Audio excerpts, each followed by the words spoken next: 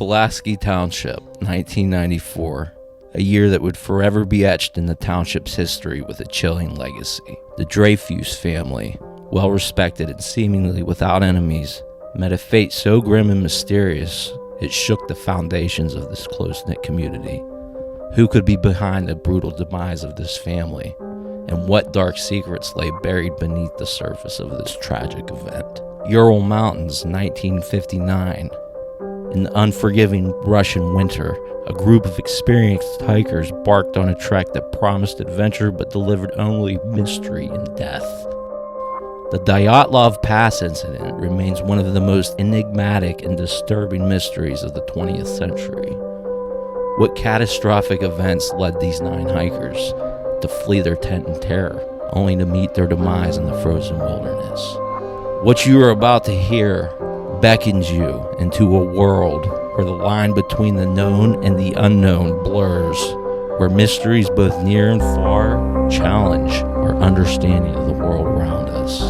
This is Yet Another Weirdcast, where we delve into the eerie depths of unexplained phenomena from the shadowy corners of Newcastle to the farthest reaches of our planet. Join us as we unravel tales that defy explanation, stories that leave even the most rational minds perplexed. Blake, are you ready to get weird?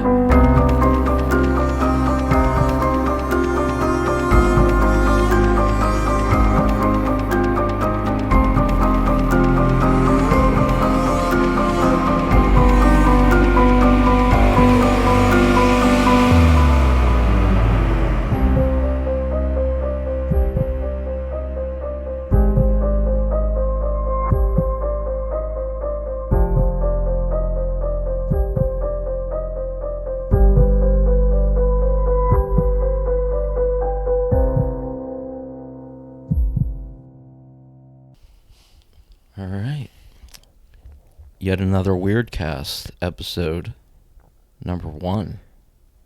Hell yeah. Let's get weird. Millie's here for it. Let's get weird, Millie. Millie's here for it. Millie! Alright, so the deal with this is once a month. You get your period. Yeah. And then you're late. You go into complete autism mode. And we're gonna research some weird stories. Yeah, no, I'm excited for it. The way it's gonna work is, I do research, feed that in the chat GPT. For this episode, we're doing the Dryfuse Slayings in Pulaski in 1994 and Dyatlov Pass. I know quite a bit about both. Especially Dyatlov Pass, man. It's a really cool story. I thought you were going to say the thing out in Pulaski. I thought you were going to be No, I do have a closeness to that case, too, because my mom actually used to want to write a book about this case. And so... Oh, yeah, you told me about that. Yeah, I asked her a bunch of stuff. She gave me some cool information that I was not able to find on the internet, and so... Oh, that's cool. Yeah. Oh, that's super cool, dude. Yeah. You're like Inspector Gadget, man. Ready. Go Gadget Palooza. Like I said, I took all the information I had, fed it in the chat GPT, and had it write like a narrative script that I'm going to read to Blake. He, for the most part, has no idea... very little to, if any, knowledge on either of these cases. Little Dyatlov, I watched 2 or 3 videos on. They were pretty extensive, but like I didn't, yeah, like I watched.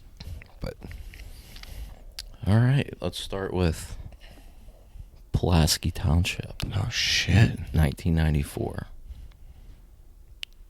The case began on June 15th, 1994.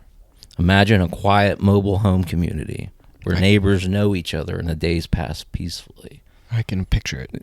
Yeah. The tranquility was shattered when a gruesome discovery was made. 34-year-old Bonnie Dryfuse, her daughters, 7-year-old Jacqueline Dryfuse, and 4-year-old Heather Dryfuse, and the girl's 5-year-old cousin Stephanie Herco were all found brutally murdered inside their home. Whoa, the mom too? Yeah, Okay. the mom too. The night before, Stephanie spent the night at the home as she often did. The girls were home alone with Bonnie that night, as her husband and the father of the two girls, Tom Drake Dryfuse, was out of town in Ohio with his father that day on a business trip. Sounds convenient. Yeah. Jake claimed that he had taken his father's car on the trip because he had dropped his car off at the mechanic that morning.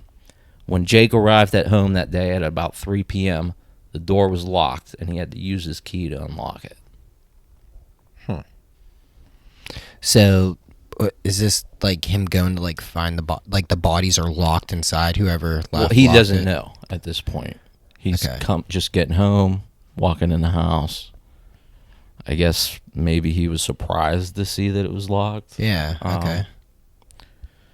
Anyway, when Jake got to the kitchen, he found his wife, Bonnie, stabbed to death. She was found with numerous stab wounds. A notable detail is that she had no defensive wounds on her right shoulder, suggesting that she might have been held down during the attack. In the bathroom, he found the bodies of Jacqueline, Heather, and Stephanie. Damn. They were all wearing swimsuits that they had on from swimming earlier that day. All three of the girls had multiple severe stab wounds. Their throats were slashed and their skulls were fractured. The bodies were Whoa. mutilated and stacked on top of the dryer. That is insane, man.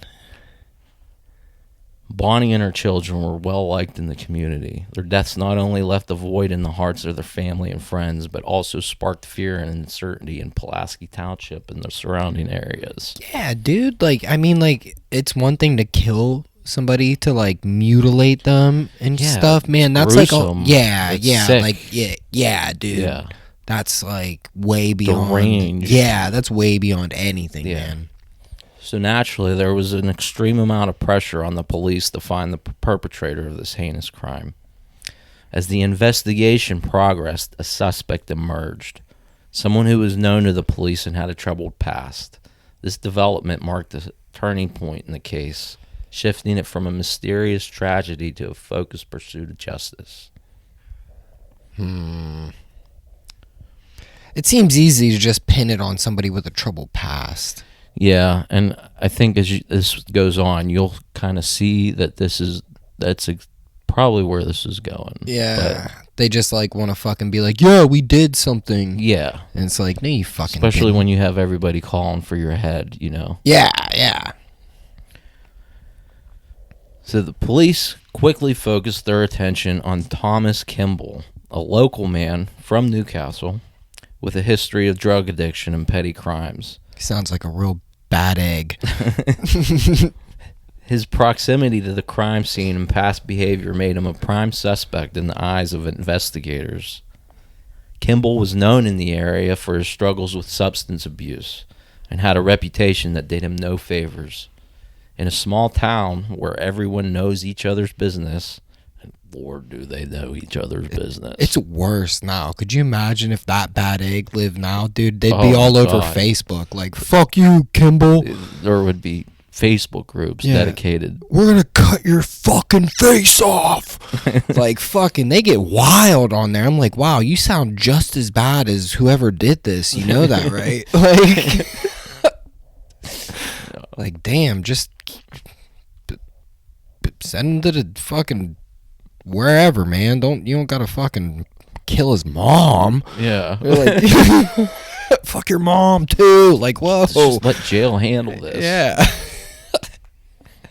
Give him the death penalty. You don't gotta wear his face like fucking Leatherface. What are you doing? Where was I? Sorry. No, this is good. This is what we're doing. Witnesses reported seeing Kimball near the Dryfuse trailer on the day of the murders. Tom lived in Frizzleburg and was known to ride a bicycle to and from Newcastle via Route 422. Sounds dangerous. Slightly. Dude, I'd rather walk than ride a bike. There's nothing worse when there's somebody on the side of like the highway with no shoulder or sidewalk with a bike. Yeah. Well, like, and you have to time it right if there's another car coming the other way. And listen, man, this is something I've thought about extensively. Like, I feel like unless you're like a bike enthusiast with that like weird ass fucking outfit and like dumbass fucking helmet and shit, like I feel like only crackheads ride bikes. I would rather walk somewhere than somebody ever see me on a bike, dude. I never want somebody to see me puffing down the road on a Huffy, bro. Like. However, initial evidence against Kimball was not concrete.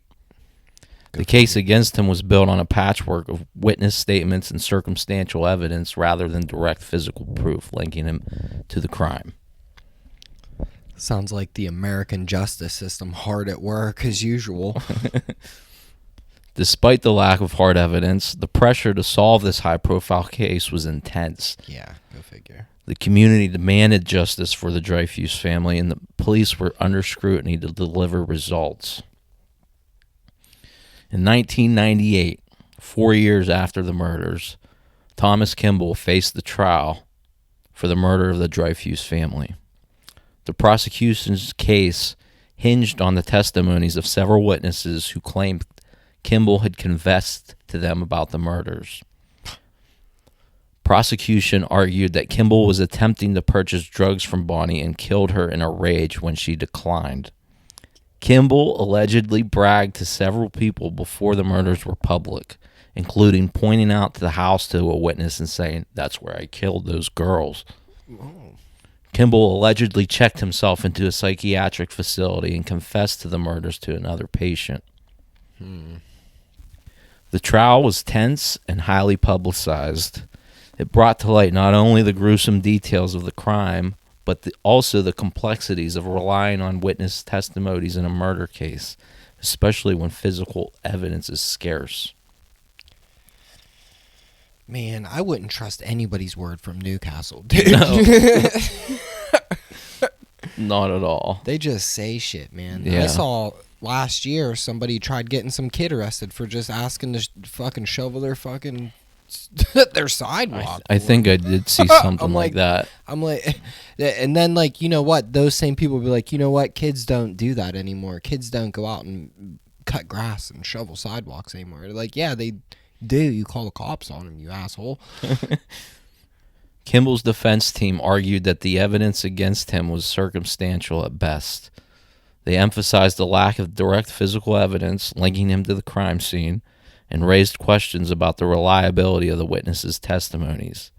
They claimed Kimball was talking about the murders before they were public knowledge because his mother owned a police scanner that he was listening to when the bodies were found. Prosecution argued that Kimball was attempting to purchase drugs from Bonnie and killed her in a fit of rage when she refused. Despite a lack of single piece of physical evidence, the jury was swayed by the weight of the circumstantial evidence, the emotional impact of the crime, the testimonies that painted Kimball as the perpetrator, and the absence of another plausible suspect led to his conviction. Damn. Kimball was sentenced to death, a verdict that sent shockwaves through the community and raised serious questions about the justice system, especially in cases relying heavily on circumstantial evidence. But as you can probably guess, there's more. But what? Yeah, just like fucking OxyClean. But wait, there's more. In a dramatic turn of events, Kimball's conviction was overturned in 2000. The appeal highlighted significant flaws in the trial, particularly the limitations placed on the defense in questioning the credibility of a key witness. Limitations were put on the defense? Yeah, there were. I think there were multiple witnesses that they wouldn't. They let them didn't use? testify at the first trial. Yeah. Oh my god, dude. Yeah, they're pretty important ones too. Dude, yeah. Our system just stacks shit against people sometimes. It's just like unfucking real. Yeah. This development opened the door to a re-examination of the entire case. It brought into focus the importance of a fair trial where both sides have the opportunity to fully present and challenge evidence. Yeah. What it fucking should be. Yeah. The role of forensic evidence came into the spotlight with the introductions of a forensic expert, Dr. Bennett Omalu, and his findings. Palomalu? Dr. Troy Palomalu. Yeah, dude. On the case. He was amazing. I know he did so much, dude. Specializes in hair forensics. Dr. Amalu's analysis suggested that the evidence might point to another suspect, casting further doubt on Kimball's guilt. Damn. This new perspective on the evidence highlighted the evolving nature of forensic science and its critical role in criminal investigations. It raised questions about how evidence is interpreted and presented in court. Kimball's case became a symbol of the challenges in the criminal justice system, particularly in cases involving potential wrongful convictions. The overturning of his conviction was a significant moment, not just for Kimball, but for the legal community as a whole. In 2002, Kimball faced a retrial. This time, the defense was better prepared, armed with new forensic evidence and a strategy to challenge the prosecution's narrative. The retrial focused heavily on the forensic evidence presented by Dr. Omalu. His testimony and analysis of the crime scene photos played a pivotal role in challenging the prosecution's case against Kimball. Damn. Kimball was a hemophiliac, and Omalu made several arguments based on this. Well, you scared of blood? No, he bruises and injures easily. Oh, wow. Cuts easily. Okay. His skin is... Yeah. Yeah. According to evidence at the scene, Bonnie put up a fight with whoever attacked her. She had picked up a chair at some point, and there were scuff marks on the ceiling from it. Despite what was clearly a struggle, and Bonnie weighing significantly more than Tom, who weighed like 100 pounds at the time. Because he smoked crack. There were no injuries found on Kimball at the time of his arrest. The girls also showed signs of fighting against their attacker. Omalu argued that it would have been almost impossible for Kimball to escape unharmed. Well, I think that's pretty fucking fair. Yeah. Another key piece of evidence was a bloody washcloth found at the scene. Dr. Omalu stated that the DNA on the washcloth was consistent with Thomas Dryfuse, the husband and father of the three victims. Man, I had my suspicions on him from the fucking start. This finding raised questions about his potential involvement. This was further supported by Omalu's assessment that the girls were killed in a crime of passion, suggesting that the murder was close to the victims. His testimony also highlighted the lack of defensive wounds on Bonnie Dryfuse and the severe nature of the children's injuries, which he argued were not characteristic of a typical robbery or outsider attack. This next part is directly from the docket of the appeal. In addition to the forensic evidence demonstrating that the blood of one of the victims, who Thomas Dryfuse denied touching, was found on his hand, defense counsel was aware of a statement given to the police a year after the murders by Mary Herco that indicated that Tom Dryfuse was at the victim's home shortly before the murders occurred. Mary Herco, the mother of victim Stephanie Herco, had given a statement to the Pennsylvania State Police indicating that she was speaking on the telephone with Bonnie Dryfuse around 2 p.m. on the day of the homicides. Herco indicated that the conversation ended at about 2:20 p.m. after Bonnie Dryfuse stated that she had to go because Jake just had pulled in. Jake from State Farm. Jake, Tom, that's his nickname was Jake. Oh, okay. The husband. Right. Okay. Yeah, Jake from State Farm didn't exist then. Jake from State Farm wasn't involved in this crime, I don't think. He could have been, but he seems like a good guy. Yeah. I don't think he would do something like this. Mess up his khakis. The Commonwealth did not call Mary Herco as a witness at the first trial. She was called as a witness by defense counsel, as the statement would place Tom Dryfuse at the scene of the homicides 40 minutes before the time that he testified to arriving at home. On direct examination by defense counsel, Herco testified that on the afternoon of the murders, she had spoken by telephone with Bonnie Dryfuse, and that just before hanging up, Mrs. Dryfuse had said, "I got to go, somebody just pulled up in the driveway." Defense counsel then sought to question her about her prior statement to the state police. The prosecutor objected on the ground that defense counsel was seeking to impeach his own witness. The objection was sustained, and defense counsel was not permitted to question Herco about the prior statement. That's fucked up. Yeah. Kimball asserts that the trial court abused its discretion in refusing to allow defense counsel to cross-examine his own witness about her prior statement to the state police, which placed a specific person at the scene of the homicide at the time the crimes appeared to have been committed, where her testimony at trial indicated only that an unidentified person was at the scene. He contends that the prior statement was significant because it was exculpatory as to him and cast serious doubt on the alibi of Tom, a.k.a. Drake, Dryfuse.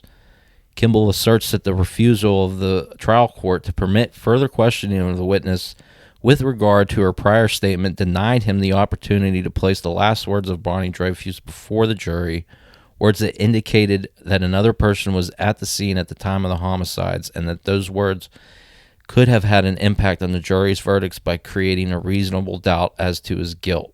He argues that the interests of truth and justice require that he be given the opportunity to cross-examine Mary Herco as to her prior statement.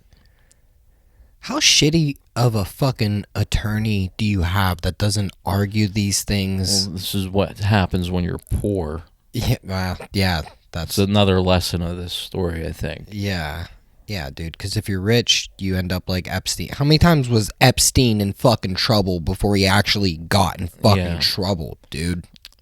Like 3 times, I think. 3 or 4 times. And that's why my mom wanted to write a book about this, because she said, like, nobody ever cared about this story because it involved poor people. You know what I mean? So, like, the big crime shows and documentary makers, they're just not...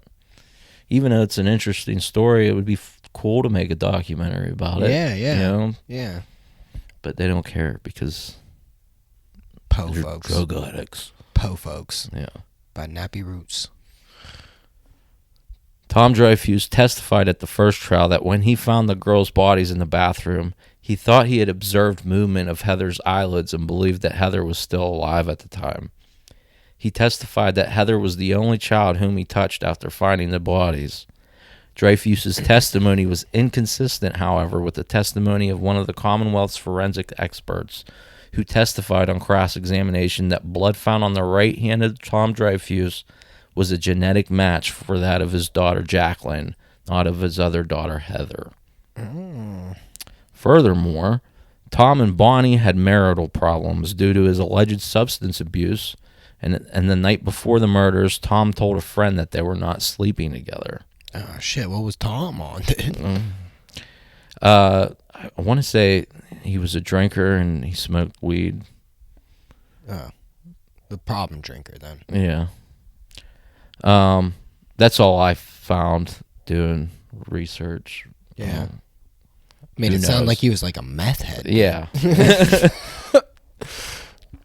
The medical examiner noted that Dryfuse had scratches on his hand on the day of the murders, and before calling 911, he called his friend and hid his weed first. Oh.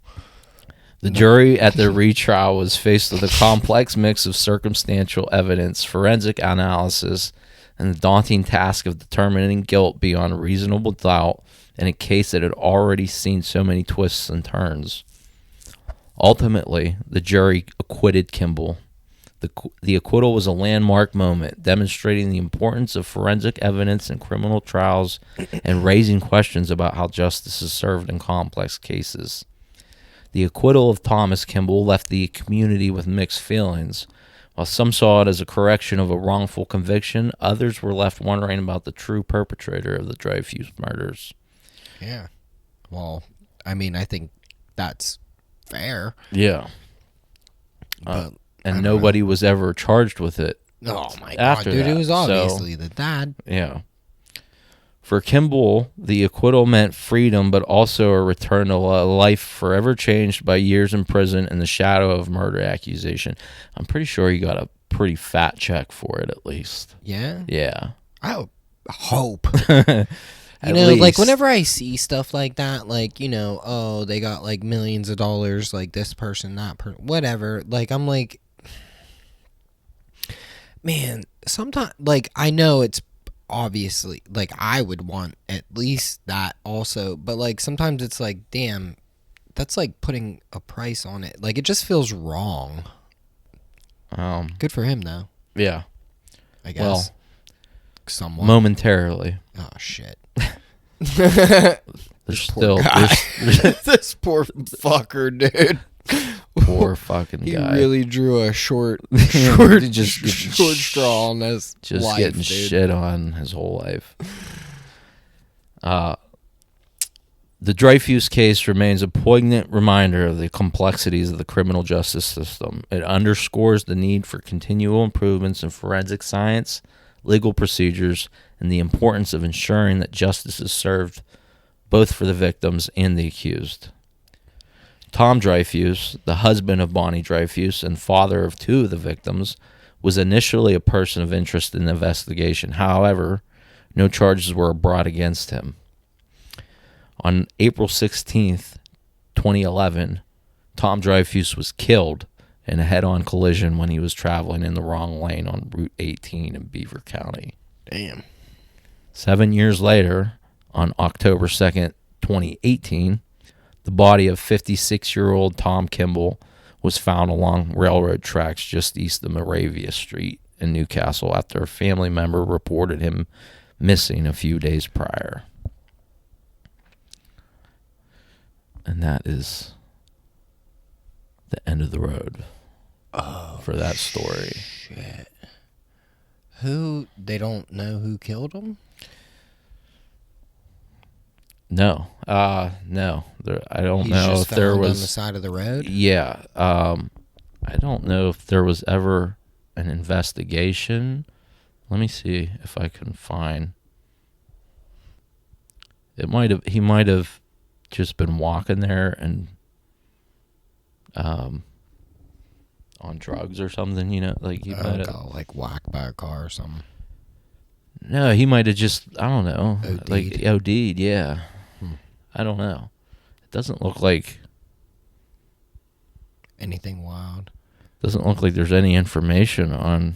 They don't care about him. They're On- like, whatever, yeah, they're dude. like, what- we fucking they let just- you out of jail, gave you money, and this is what you do. Yeah. There was no sign of foul play. So. So he just, yeah. Well, they also said that those murders were him too. So Yeah. who knows? I guess nobody knows. It's like the weather around here. Meteorologist is wrong all the time. It's like the cops. They're like, yeah, that guy did it for sure. Then like 10 years later, like, oops, it wasn't him. It was the dad, but we can't arrest him now. Yeah, I definitely feel like it was probably The dad. Yeah. Well, they do say that, like, in cases like that, like 9 times out of 10, it's like somebody close. Yeah, drug addicts don't murder people for, like they don't. I mean, like, I guess, like, some may. You don't want to say, like, they don't. I mean, like, generally Not like speaking, that. no. Yeah. Yeah. You don't Yeah. passionately murder 3 little kids over drugs. Yeah, man. I used to work in treatment, and not one of those people said they ever murdered anybody that way. Yeah. No, I mean. Seriously, though, no, they just want drugs. That's Yeah. all. They don't want to kill people. They just want some dope. Yeah. Yeah, that's Even that's if pretty she wild, did, though. like, fuck him over or short him or something. Yeah, dude, I've been fucked over in my day. Yeah. I want to fucking Kills. kill them and their kids. Yeah. Like, what? No, dude, that's insane. At most, I was like, I'm going to slash your tires. Like, Yeah. Just shit on your porch. Yeah, just super inconvenience your day or something, your week. I don't know. Rip all the zippers off your jackets. I don't fucking know, dude. All right. So our second story. Yeah, this one is cool. One of my favorite stories of all time, personally. When I first heard about this, I don't know, it was years ago. Yeah. I just went down a rabbit hole and could not stop. My mom watched it. I was scared at first. Wow. To be honest. Damn, dude, you had nightmares about it? I just kept thinking about it. Damn. I had my mom watch a couple things on it too. Oh yeah? Yeah. So, without further ado, let's jump into this one. Gang, gang. On January 23rd, 1959, a group of 9 hikers, led by Igor Dyatlov, embarked on a skiing expedition. Fucking Igor, dude. Fucking Igor. They were all experienced hikers from the Ural Polytechnical Institute, setting out to reach Otorten, a mountain in the northern Ural range. Mountains were typically rated on difficulty on a scale from 1 to 3, and Otorten was a category 3, making it the most difficult. Oh, shit. The hikers were all grade 2 hikers, but were well experienced and were hoping to receive certification for grade 3 upon completion. The team originally consisted of 10 members, and I am going to absolutely butcher these names. Cool, dude. But we'll not give Russian, it a shot. Dude. It's okay. Yeah. Igor Dyatlov, Yuri Doroshenko, Lyudmila Dubinina, Yuri Krivonoshenko, Alexander Kolevatov, Zenata Kolmogorova. Nice. Rustem Slobodin. Sounds Nikolai Thibault Brignoles. Semyon Zolotaryov. Hail Zoltar. And Yuri Yudin. If they didn't want their names butchered, they should have had more normal names. We got through that. We got through it. Which one looks like Dick Dastardly, dude? We'll get to that one. We will definitely get to that guy. All the members of the group were between the ages of 20 and 24, except for 38-year-old Zolotaryov, who joined the group late after plans with another expedition fell through. That's Dick Dastardly. Yeah. We got a whole section dedicated to that fucking guy. Tony Hinchcliffe. He looks like Tony Hinchcliffe and Dick Dastardly just together. The group had to take a train and then a truck to Vizai, which was the last settlement before the mountains.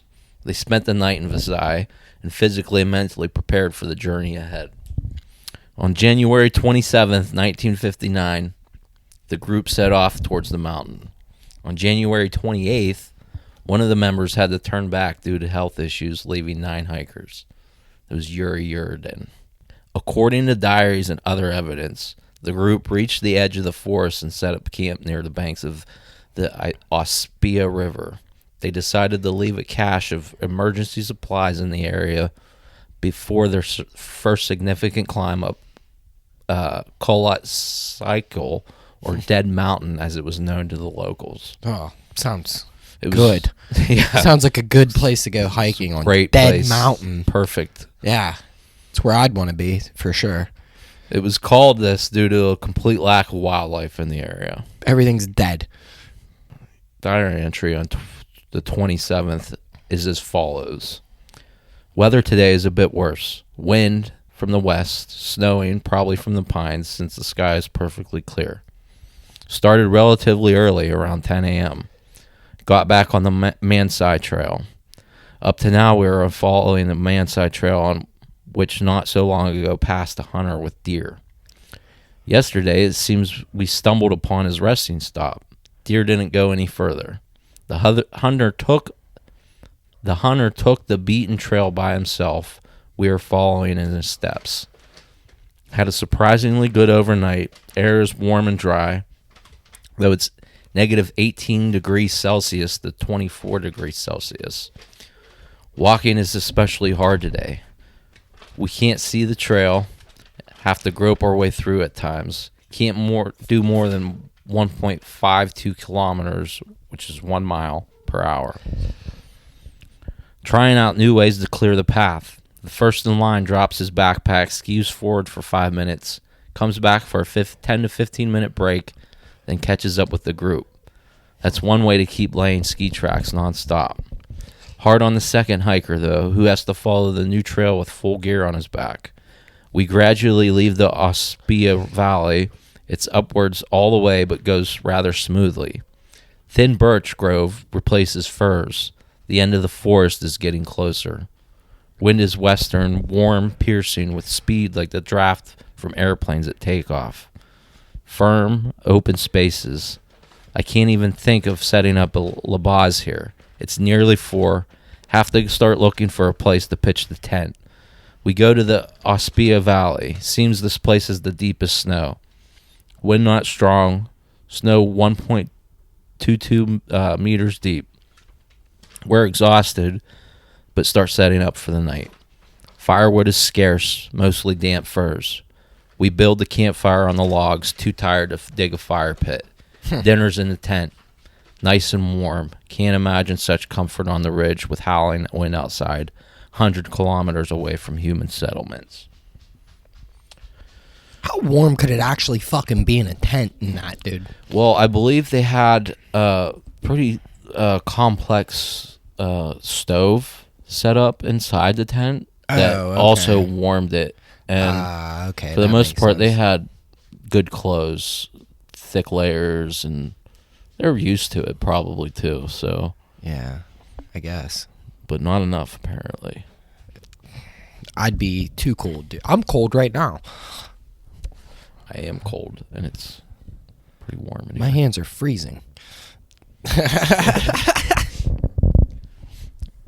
On February 1st, the group, after starting late and going 500 meters off their planned route, reached the area now known as Dyatlov Pass. Now, from what I remember and all the research that I've done, the way obviously I haven't been there, so I can't describe it perfectly, but the way I've always seen it in my head is you have woods and there's a clearing, right? A big clearing with a hill, a fairly steep hill. Okay. Right? Not steep enough that you would have to climb it, but steep enough that if there's snow on it, it's going to be a fucking problem. Yeah. You know what I mean? Yeah, it's going to suck. Yeah. Yeah. So they get to the pass, and they start climbing the pass. But as it's getting late and the snow is getting quite heavy, the hikers are left with no choice but to set up their tent on the slope for the night and start again the next day. What happened next has been the subject of intense speculation and debate for almost 70 years. Dyatlov was expected to send a telegram to their club as soon as they returned to Vazai. After a few weeks and no word, there wasn't any panic because this was typical for the time.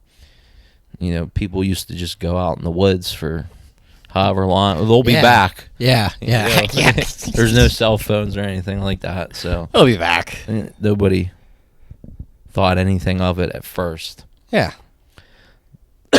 But seems reasonable, I guess. Yeah. Especially for the time period, I guess. But by February 20th, people were demanding a search team. On February 26th, rescuers found the team's campsite. Damn.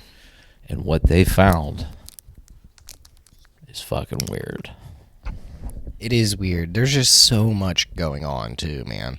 Like, the shit that I've seen, I'm like, every time you think, you're like, oh, this is probably what happened. Like, they're like, yeah, but check this out. Yeah. And we're going to go through all of it right now. So, the first thing they noticed when they got there was that the tent was slashed open from the inside. It was in shreds. Whoever did it probably did it with a knife and it was somebody from inside the tent, which is peculiar to say the least. Like they were trying to get out, away from something. Yeah. Most of the group's belongings, including shoes and clothes, were still inside of the tent, and they were thrown in all over the place, and it was a mess. There were footprints in the immediate vicinity of the tent, scattered in all directions. But after a short way down the slope, the footprints arranged themselves into a single file line. Several of the footprints did not have shoes or even socks on. That's weird. Yeah. Especially being out in the elements like that. Yeah. Underneath a shallow layer of snow in the area was smooth ice, leading some to theorize that the area rapidly got warmer for a brief period of time and then rapidly cooled down. Very strange one. Yeah, how could that even be? Yeah. Like, at the edge of the woods and at the bottom of the pass. So, if you remember, we got the hill. At the very bottom of it is the edge of the woods. At the edge of the woods was remnants of a bonfire right next to a really big pine tree. And this is where they discovered the first two bodies belonging to Yuri Krivonoshenko and Yuri Doroshenko, both of which were wearing only their underwear. And by underwear, I believe it was like long johns. Yeah. Yeah. Still weird, though. Outside of the tent. With no clothes on. Near a bonfire. Yeah. Where a bonfire was. A prosecutor described their scene as follows.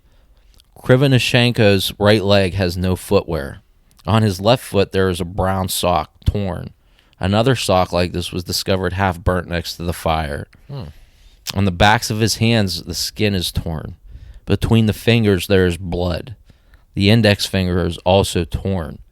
The skin of the left shin is torn and covered in blood. There are no more visible injuries on his body. Doroshenko has woolen socks on his feet, and over these socks, another lighter sock. His ear, lips, nose are all covered in blood, and on his left hand, the middle finger is bloody. The tree branches were broken, and there were splinters in their hands and arms, suggesting the two were climbing the tree. There were also bad burn marks and teeth marks on the arms and hands. One of them actually bit their knuckle off. Whoa. Suggesting that they were testing the limits of developing frostbite. Doroshenko had pulmonary edema and pulmonary contusion as a result of blunt trauma. Both of their causes of death were listed as hypothermia. So, wait a minute. It said that their knuckles were fucking chewed off? The one guy, I forget which one, he bit his own knuckle off. And they would think, because he was developing frostbite and he was trying to see, like, how bad it was. Like, you know what I mean? Like, do you ever go to the dentist and get the Novocaine in your face and you start scratching it and messing with it and just seeing, there's no feeling. He just chewed his knuckle off. Yeah. Because he didn't feel himself biting or through he it. might have, done it to give himself like an adrenaline boost or something. Who knows? But yeah, he bit his own knuckle off. Dude, he would have made it through a Saw movie. Yeah. For sure. Jigsaw would have met his match that day. Yeah, dude, because that guy will bite his knuckles off. He doesn't give a fuck. The following are reports from rescue team members. For about 20 meters around the cedar, there was evidence of young fir trees being cut with a knife.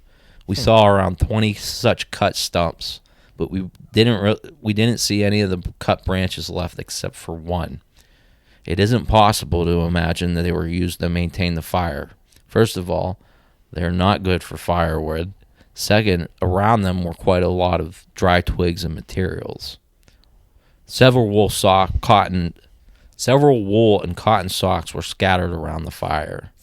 There was a woman's handkerchief burned through in several places and some fragments of woolen clothes, but we didn't find the actual clothes themselves.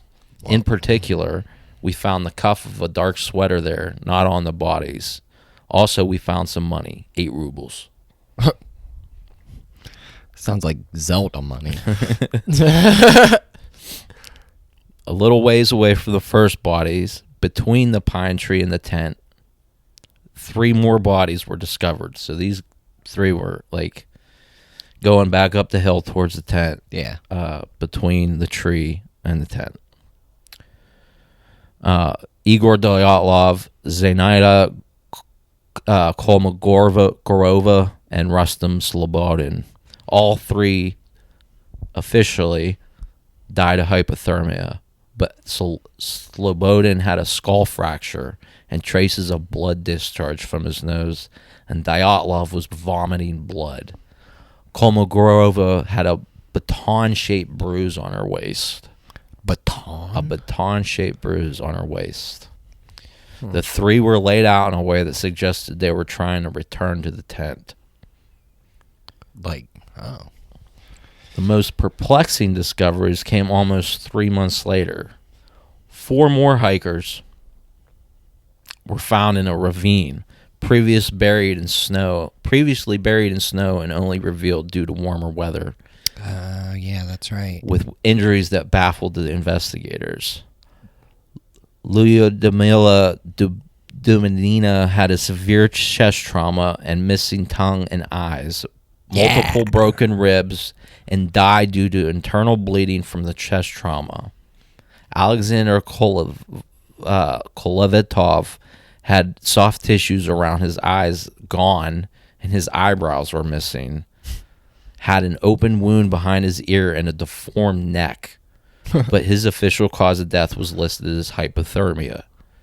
Nikolai Thibault Brignole had severe skull damage and died as a result of head trauma. And Semyon Zolotaryov had severe chest trauma, broken ribs, and died due to internal bleeding from the chest trauma. Dude, I'd be so mad if I died and somebody took my eyebrows. Especially mine, dude. Yeah, mine are at least blonde. On fleek. Yeah, mine are at least blonde. You don't even know I have them until they're gone, dude. You would know if they were gone for sure. It's hard. It's so hard not to... like, when you see somebody without eyebrows, it's just immediately like, whoa, that person doesn't have fucking eyebrows, dude. It's like Austin Powers with the mole, mole. You don't mean to be like that. You just can't stop. You can't look away. It's so odd looking. Yeah, sorry. It's a shock. No, you don't see it a lot. Medical examiners asserted that the injuries were consistent with those of a high-speed car accident. There were reports of high radiation levels on some of the hikers' clothing, adding another layer of mystery to the already inexplicable circumstances. The whole thing's weird. So here are the main theories explaining what happened. First, most common one is the avalanche theory. This is one of the more accepted theories. It suggests that an avalanche caught the hikers unaware, leading them to cut open their tent and flee in panic. That is just... And I actually believe they used like the model from Frozen. The motion picture? Yeah. The graphics model, the special effects model that they used to design the snow in that movie or whatever. Damn. To prove that it was an avalanche that killed them, but the cold never bothered me anyway. I think so. Like whenever you the first set of bodies, I think a lot of that definitely lines up, especially like if they're trying to climb trees and stuff. Wouldn't that be something you would want to do? Maybe if an avalanche was coming. I don't know because I've never been in an avalanche and I don't know the protocols for one. I just feel like they wouldn't have they all made it down there to the bottom and started going back up. If it was an avalanche, they would have all been found like right by the end of the avalanche. And why wherever they were, those people were hiding, those 4 people were hiding in a ravine. Like, with their fucking tongues and eyebrows missing, dude. yeah. It's just there's just too much. So so the one thing though, so I'm like, okay, why were their tongues and eyes and shit missing? Do you think animals and stuff could have done that? That's the theory, and I believe I would tend to believe that probably what happened. If I was a raccoon, they were the ones out there the longest months, you know. If I was a raccoon or possum, I'd definitely eat some tongue. Yeah, but other people have argued that, you know, if an animal's going to come eat soft tissue off of you, they're not going to specifically single out your tongue and your eyeballs. They're going to eat everything. That's true. So yeah, like whenever I see a dead carcass being, you know, in the woods or wherever, like that's picked up. You see like the rib cages and shit, you know? Yeah. So I don't know about that one. But maybe the tongue and the eyes are the first to go. We don't know, dude. Yeah, maybe because they're extra soft and squishy. Yeah. I don't know. I still think that's probably what happened to their tongue and eyes, personally. Yeah. But who knows? It's like peach ring tissue. Yeah. Get it from Ho-Ho's, dude. 5 cents. So the next theory is the infrasound-induced panic. Proposed by Donnie Eicher in his book Dead Mountain, this theory suggests that a weather phenomenon known as the Kármán vortex could have produced infrasound capable of inducing panic attacks in the hikers, leading them to flee to their tent erratically. Sounds like that guy's an idiot, dude. That could explain that could explain why they left their tent, if they just left their tent and died. But there's just too many other things. Yeah, dude. That sound didn't fucking cave their chest in. Yeah, no, not at all, man. Yeah, that sounds ridiculous. Tell that guy, is he still alive? We need to email that dude and be like, hey, you're a fucking idiot, dude. Come on, Donnie. Come on, Donnie. Get it together. What's his name? Donnie Eicher. Donnie Eicher. Yeah. Fuck that guy. The next theory is military tests. Some theories propose that the hikers accidentally camped near a Soviet military testing ground and were exposed to secret weapons tests, possibly involving radiological or chemical agents. This is my personal favorite theory, and I'll get to why in a minute. So the next theory is paradoxical undressing. This theory, linked to hypothermia, suggests that the hikers experiencing severe cold irrationally discarded their clothing due to the condition known as paradoxical undressing, which occurs in advanced stages of hypothermia. Again, I could see decent theory to start off with. Right, but it just doesn't explain as much. It sounds like the cold sweats, dude. Is what it sounds like. It's like such a fucking shitty cycle to be in. Yeah. One of the theories was that they were attacked by the Mansi people the tribe that lived in the area. Old tribes people, huh? Yeah. What year was this again? 1959. That's like not that long ago. Yeah. This theory's been mostly discredited, and I agree. Human beings didn't do this alone, anyway. Yeah. Especially not tribes people, you know, with basic weapons and shit. I guess. I don't know. I watch a lot of movies. Car crash trauma? Yeah. Yeah, I guess that's fair. Radioactive contamination, which I would say pretty much goes with the military test theory. Some people have suggested that they were attacked by a Yeti or an animal. Again, just don't think those are it. Yeah. Alien UFO encounter. There were actually reports of seeing orange lights in the sky in the area before and after. But again, I think that can be explained by the military theory. Yeah, I think it definitely. That's probably why nothing's been answered so far, because it was the fucking military, man. What if they're fucking trying to hide something? Sometimes no answers is the fucking answer. Yeah. You know? Like, they just want to cover that up. Yeah, for sure. And then, so, like, a mixture of military animals with the eyes and, you know, maybe that's why they were hiding, you know? There's a theory about criminal gang or prison escapees, and that's probably not it. And then there was also, well, I mean, that kind of goes along with my ultimate theory, too. And then I can't read this last one, so we're going to skip it because it's not important anyway. So my theory goes back to Dick Dastardly himself. Dude, he's Semyon Zolotaryov. He's a bad last name, too. Yeah. He doesn't sound like a good guy overall. He look at this guy. Oh, my God, dude. Just to look at him, I'm like, not a good guy. Never looked at somebody before and been so sure that they've been responsible for the deaths of 9 people.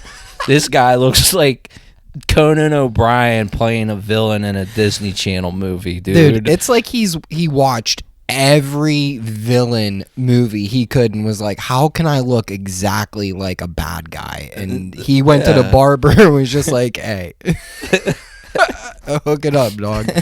And like they just gave him that mustache and everything, dude. Yeah, dude. They're like, you want to look like the worst person ever? Most sinister yeah. person in all of Russia. Here you go, fam. You want to look like you're going to chase around people in the wacky races? Penelope Pitstop? You think you want to look like you're going to chase Penelope Pitstop for the rest of your life? Here's this mustache. So, Semyon Zolotaryov was one of the most intriguing members of the Dyatlov Pass hiking group, primarily because of his background and the circumstances surrounding his participation in the trek. He joined the group, led by Igor Dyatlov, unexpectedly, and was significantly older than the other members, being 38 years old at the time of the incident. Just a fucking 38-year-old walking up on some 20-year-olds. Well, can I come with you guys? Twirling his fucking mustache, dude. And they said, yeah, sure. Sure, Dick Dastardly. You could. Sure. Yeah, why not? Thank you. I would never trust that guy ever. No. If he approached me, no. I guess, though, like, they're like, oh, my God. You know, they're probably like, fuck. We don't want to be mean to this weirdo. Yeah. Now look at them. They're all dead. This age difference, along with the fact that he was single, imagine that. Yeah, imagine that, dude. He's been chasing around Penelope Pitstop his whole life. Stood out, especially for that era. Zolotaryov had a history as a World War II veteran. He served in several military units during the war, including as squad commander and in various sapper and engineering battalions. His military experience was extensive, with participation in significant battles such as the defense of the Rostov and the battle near Kharkov. He also served in the defense of Stalingrad, one of the most critical battles of the war. One of the most mysterious aspects of Zolotaryov's involvement in the Dyatlov Pass incident was his decision to take another camera with him when leaving the tent, separate from the one found in the tent. This camera was on his body when it was found and had remained there for 3 months underwater. The presence of this camera, particularly its intact condition despite the severe injuries sustained by Zolotaryov, including a beating to the head and a flail chest caused by multiple broken ribs, adds to the enigmatic nature of his role in the events. He shouldn't have been there, plain and simple. This dude. guy, you know, whatever was happening, most of them didn't even grab their fucking shoes. Yeah, this dude grabbed and the this camera. guy was like, well, I gotta bring my camera. Yeah, what a fucking weirdo. Dude. Yeah. And mysteriously, the film inside of it was never found. So, yeah. who knows?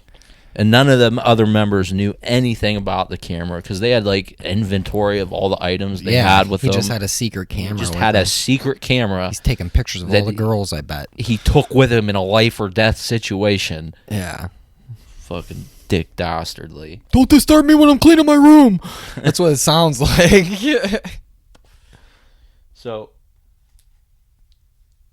my theory is based on like, okay, so when you look at where all their bodies were and like the fact that they're by the tree and the ravine and all that, there's some people who speculate that they kind of like split up and started fending for themselves and creating teams or whatever. Yeah. But I feel like they were working together.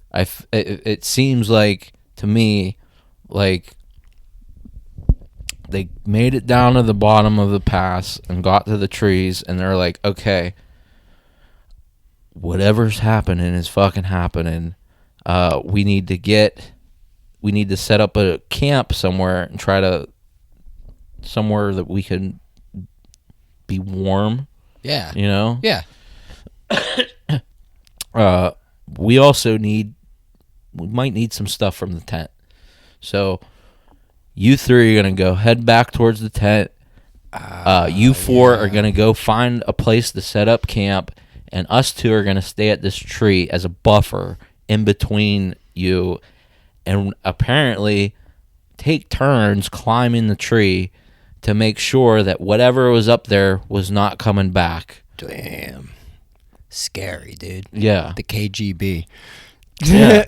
So my theory is that this fucking Dick Dastardly fella was a secret agent of some kind. He looks and like he joined their team because he wanted to go spy. The orange lights that were reported, could have been a flare. They're testing weapons up there, bombs, nuclear weapons. I was thinking like a flare or something to signal where they are. Or that. Yeah. They're just doing shit up there, Yeah. and he just happened to find some people that were going up there and said, can I come with you guys?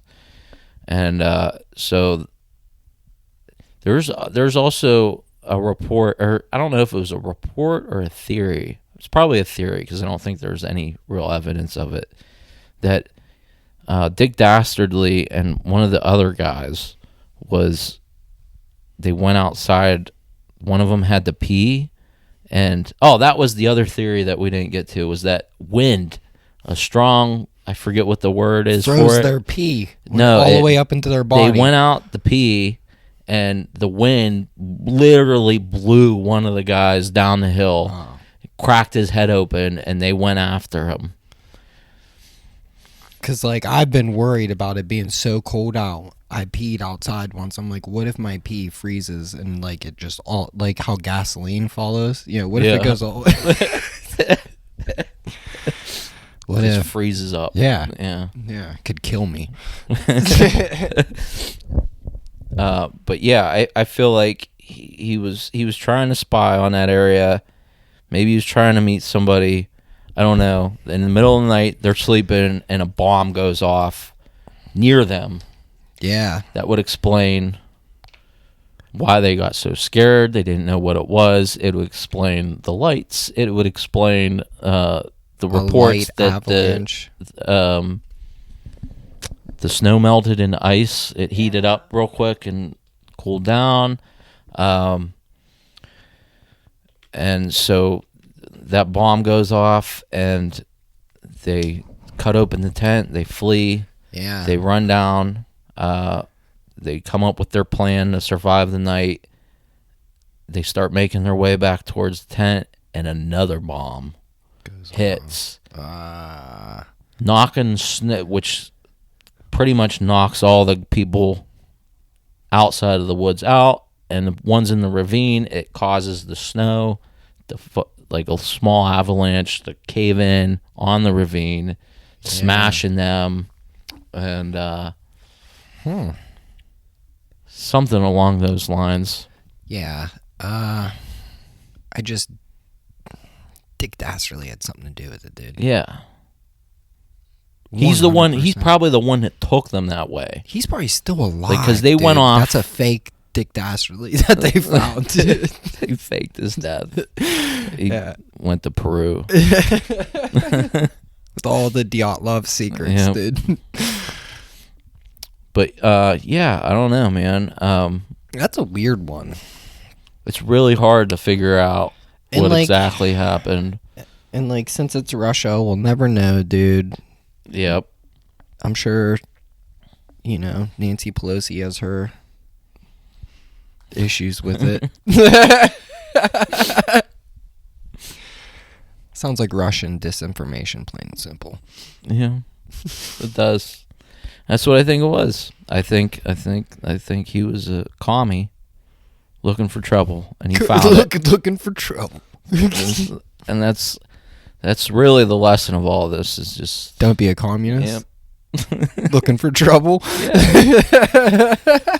Rarely do they ever actually go looking for trouble, but when they do,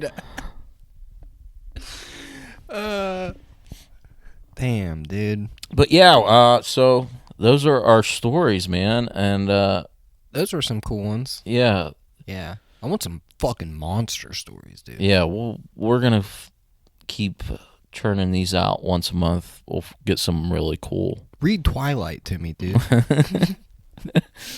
That's the next episode. A new moon. I like the werewolves introduced. Something.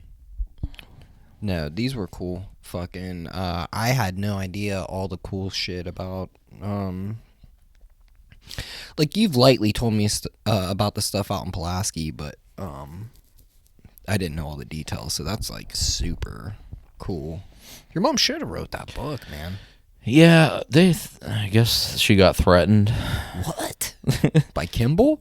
Yep, Kimball's family. She knew Kimball. She was cool, and with him, and he told her that she could write it if she wanted to, but the rest of his family wasn't. Yeah, I don't know. I don't know what she. Dude, we have your mom's back. Yeah, I wanted to make a documentary about it, honestly, for her. Oh, that would be cool, and have her involved, but yeah, maybe someday. Well, that's part of the reason why I wanted to do this as the first episode, just cool. to do something about it for her and have her involved, man. So yeah, because we ain't fucking scared of no Kimballs, dude. I met him before, man. I remember meeting him at Kmart. We ran into him, and I was like, "Mommy, who's that weird guy?" And she told me the story. Well, he's a killer. No, maybe a killer. I don't think he is. No, he definitely sounds innocent. Like he got fucking screwed more than anything. But still, I don't give a fuck, dude. You can't threaten Anthony's mom like that. No, that was the thing. Is I'm pretty sure it was going to be pro him. And she still, maybe she didn't know. I don't know. But here we are. That's cool, dude. Living vicariously for her. So. Yeah, hell yeah, dude. I'm here for it. Yeah, we're going to do this once a month. And if you guys have any theories or any your cool own shit. Suggestions for stories, especially local Mary ones. Black. Green Man. Yeah. You should probably get those ones. Yeah. Mothman. The Murder Swamp. Murder Swamp. Even spread it out a little bit. Yeah. We have like the Mothman down in West Virginia. Yeah. Shit like that. Yeah, man. It'll be cool. This was cool. This was fun. I was a little nervous about it, but I had a good time. Yeah. No. We'll be back downtown next week. Downtown. Chuck Lewis. With Chuck Lewis. Yeah. So tune into that. And like I said, you have any theories on what happened, share them. Oh, yeah. Thanks for watching. And until next time, stay weird. Yeah, stay weird as fuck.